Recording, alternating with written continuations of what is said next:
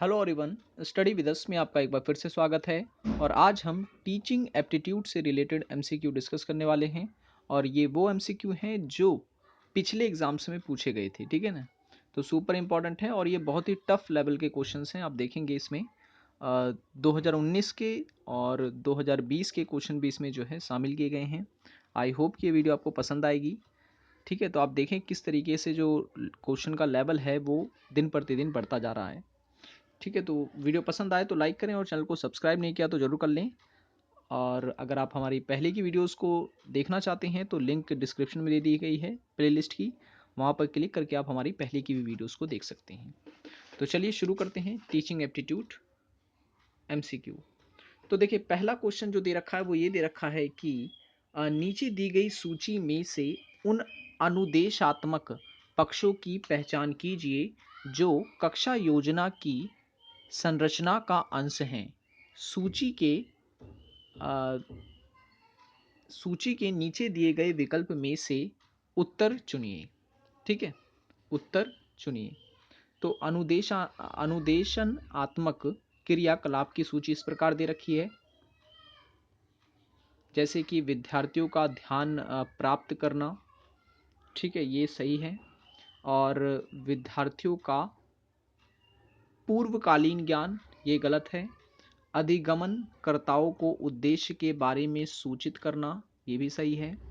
अधिगम की पूर्व अपेक्षितता के रूप में सूचित करना। और उसके बाद पांचवा कह रहा है कि ग्रंथालय में पाठन सामग्री की उपलब्धता की जांच करना। ठीक है ना, ये भी गलत है। और वांछित उत्तर प्राप्त करना, तो ये सही हो जाएगा। तो इस क्वेश्चन का जो सही आंसर है वो है option number B, according to answer key. ठीक है, पहला, तीसरा, चौथा और छठा जो वाक्य है वो सही है इसमें। ठीक है, अब देखिए नेक्स्ट क्वेश्चन भी ऐसे ही दे रखा है कुछ कि शिक्षण में चर्चा पद्धति प्रभावशाली रूप से आयोजित करने के लिए निम्नलिखित शर्तों को पूरा होना चाहिए। ये शर्तें दे रखी हैं। ठीक है, तो इस क्वेश्चन का जो सही आंसर हो जाएगा वो हो जाएगा ऑप्शन नंबर ए। ठीक है, दूसरा, तीसरा और पांचवा, यानी कि विषय पहले से ही घोषित हो और विषय सामान्य रुचि का हो और सहभागियों की भाषा की सहजता। ठीक है, तो ये तीन जो हैं ये शर्तें हो जाएंगी चर्चा पद्धति की। ठीक है ना, शिक्षण में चर्चा पद्धति की। तो ऑप्शन नंबर ए इसका करेक्ट आंसर है। नेक्स्ट क्वेश्चन है, बहुल बुद्धि सिद्धांत का विकास किसने किया। बहुल बुद्धि सिद्धांत का विकास किसने किया। तो इस क्वेश्चन का जो सही आंसर है वो है option number D, Howard Gardner ने। ठीक है, होवार्ड गार्डनर ने जो है इसका विकास किया था। किसका, तो याद रखें बहुल बुद्धि सिद्धांत का। नेक्स्ट क्वेश्चन है कि प्रभावशाली शिक्षण व्यवहारों की सूची में से उन्हें चुनिए जिन्हें मुख्य व्यवहार कहा जाता है। जिन्हें मुख्य व्यवहार कहा जाता है, जैसे कि पहला कह रहा है कि सभी विद्यार्थियों को प्रत्यक्ष, श्रव्य और मौखिक प्रदायगी। ठीक है, तो देखिए इसमें जो सही आंसर है वो ऑप्शन नंबर ए है यहाँ पर। ठीक है, तो पहला जो होगा ये सही हो जाएगा। उसके बाद चौथा सही है कि प्रस्तुतिकरण के विविध तरीके। और फिर है पांचवा सही इसमें, कक्षा को कम से कम अस्त व्यस्त करते हुए दुर्व्यवहार को रोकना। ठीक है, तो पहला, चौथा और पांचवा इसका सही आंसर है।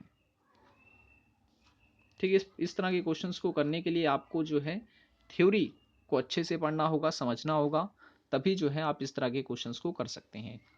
ठीक है, पहले आते थे, छोटे होते थे ऑप्शंस तो इजीली हो जाते थे, लेकिन अब जो है वो थ्योरी बेस्ड क्वेश्चन पूछे जाते हैं। आप देख सकते हैं इस तरह से। तो क्वेश्चन नेक्स्ट क्या कह रहा है कि निम्नलिखित कथनों में से कौन सा समावेशी शिक्षण की अवधारणा की व्याख्या करता है। ठीक है, यहाँ पे वर्ड यूज किया गया है, समावेशी शिक्षण की अवधारणा की व्याख्या करता है। ठीक है, समावेशी शिक्षण। तो इसका सही जो आंसर है वो है option number D. Option number D, शिक्षक विभिन्न पृष्ठभूमियों के विद्यार्थियों को एक ही कक्षा में एक साथ सिखाता है। ठीक है, शिक्षक विभिन्न पृष्ठभूमियों के विद्यार्थियों को एक ही कक्षा और एक साथ सिखाता है, तो उसे हम कहते हैं समावेशी शिक्षण। ठीक है, तो ये जो वाक्य है वो उससे मेल खाता है। नेक्स्ट क्वेश्चन है, निम्नलिखित में से कौन सा अधिगमनकर्ताओं को संवेगात्मक बुद्धि का सर्वोत्तम विवरण प्रस्तुत करता है? तो इस क्वेश्चन का जो सही आंसर है वो है ऑप्शन नंबर ए, पहला, चौथा और छठा।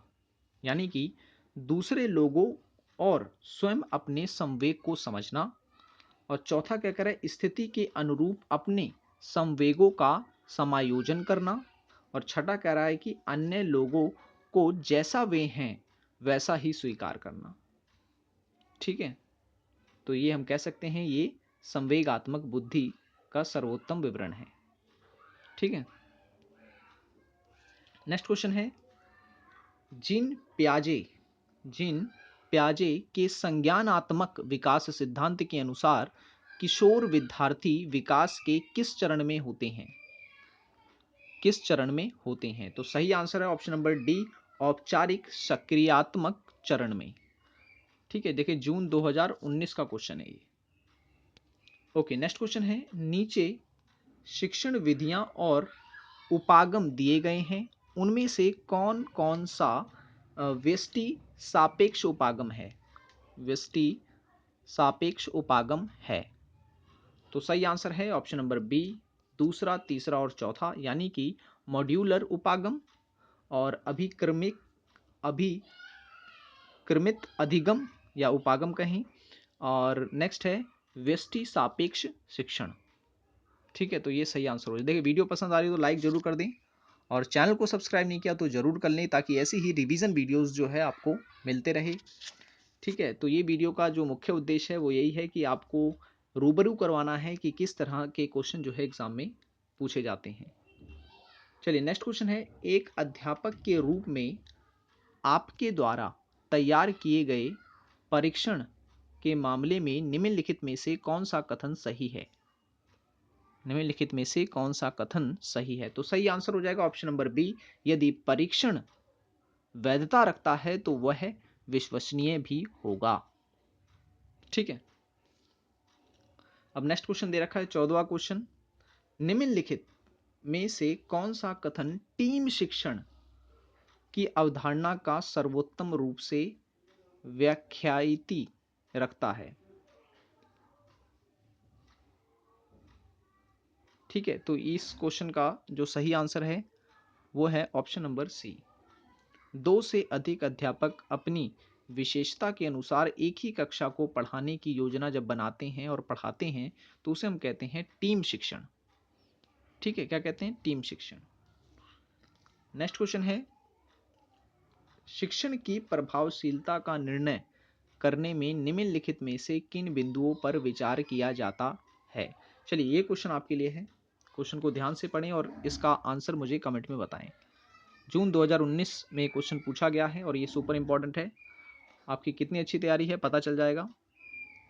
अधिक से अधिक लोग इसका आंसर बताएं। ठीक है, फिर मैं इसका आंसर कमेंट बॉक्स में ही बताऊंगा। चलिए नेक्स्ट क्वेश्चन है, एक अध्यापक विद्यार्थियों के अधिगम की कठिनाइयों को ज्ञात करना चाहता है, निम्नलिखित में से किस परीक्षण का उपयोग किया जा सकता है? तो इस क्वेश्चन का सही आंसर ऑप्शन नंबर डी, नैदानिक परीक्षण का। ठीक है, नैदानिक परीक्षण का। अब यहां दे रखी हैं शिक्षण की विधियां और विधि के महत्वपूर्ण पक्ष, तो हमें क्या करना है इसमें करना है हमें मिलान। ठीक है, क्या करना है हमें इसमें मिलान करना है।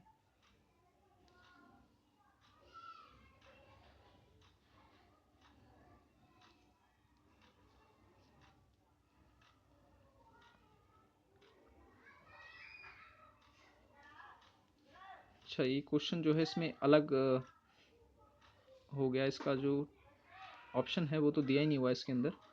ठीक है ना, ये अलग ऑप्शन दे रखा है इसमें, तो ठीक है ये क्वेश्चन को हम छोड़ देते हैं। ठीक है, तो इसमें तो ऑप्शन दे ही नहीं रखा इसमें।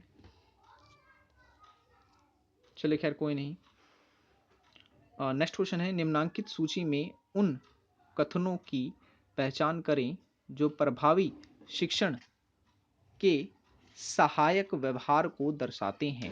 कूट में से सही उत्तर चुनिए। कूट में से सही उत्तर को चुनिए, हमें क्या रखा है इसमें। 26वां क्वेश्चन है ये। तो इस क्वेश्चन का जो सही आंसर है वो है ऑप्शन नंबर ए।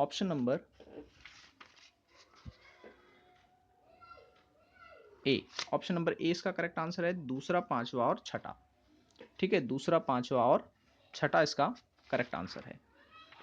ठीक है, तो मैं पढ़ देता हूं एक बार। जैसे कि प्रस्तुति करते समय छात्रों के विचारों का प्रयोग करना, और पांचवा है छात्रों के साथ संबंध में प्रदर्शित शिक्षक प्रभाव, और छठा है विचारों की स्पष्टता प्राप्त करने के उद्देश्य से जांच और परख करना। ठीक है, दूसरा, पांचवा, छठा जो है इसका करेक्ट आंसर हो जाएगा। ठीक है, अच्छा ठीक है, चलिए अब हम आ जाते हैं अपने नेक्स्ट क्वेश्चन पर।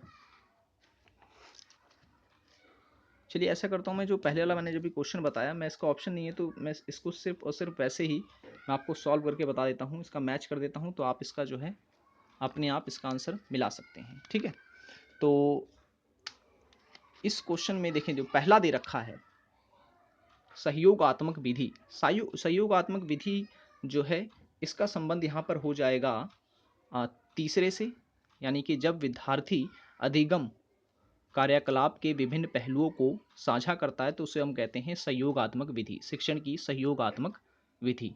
ठीक है ना, तो ए का तो 3 हो जाएगा। नेक्स्ट है सहकारी विधि किसे कहते हैं, तो सहकारी विधि हम कहेंगे चौथे को, यानी कि जब विद्यार्थीगण अधिगम में एक दूसरे की सहायता करते हैं तो उसे हम कहते हैं सहकारी विधि। ठीक है, और फिर अगर हम बात करें रचनात्मक विधि की, तो रचनात्मक विधि का संबंध हो जाता है कि जब विद्यार्थी पर ज्ञान के सर्जन के रूप में जोर दिया जाता है तो उसे हम कहते हैं रचनात्मक विधि, यानी कि शिक्षण की रचनात्मक विधि। और टीम शिक्षण अभी मैंने आपको बताया था कि जब शिक्षण में अध्यापकों की विशेषज्ञता का उपयोग किया जाता है तो उसे हम कहते हैं टीम शिक्षण। ठीक है, टीम शिक्षण। तो ये था इसका। तो जब पीडीएफ बनाई जा रही थी तो उसमें जो है अलग क्वेश्चंस, उसके ऑप्शंस कट गए थे, तो ये चीज़ आपको याद रखना है। ठीक है, तो क्या क्या ऑप्शन हो गया, ए बी सी अगर लाइन से लिखे होते तो तीसरा, चौथा, दूसरा और पहला। ठीक है, तो आज की वीडियो के लिए इतना ही। वीडियो पसंद आओ तो लाइक कर दें, चैनल को सब्सक्राइब नहीं किया तो जरूर कर दें। फिर मिलते हैं नेक्स्ट वीडियो में ऐसे ही टफेस्ट क्वेश्चंस लेकर। Thanks for watching this video.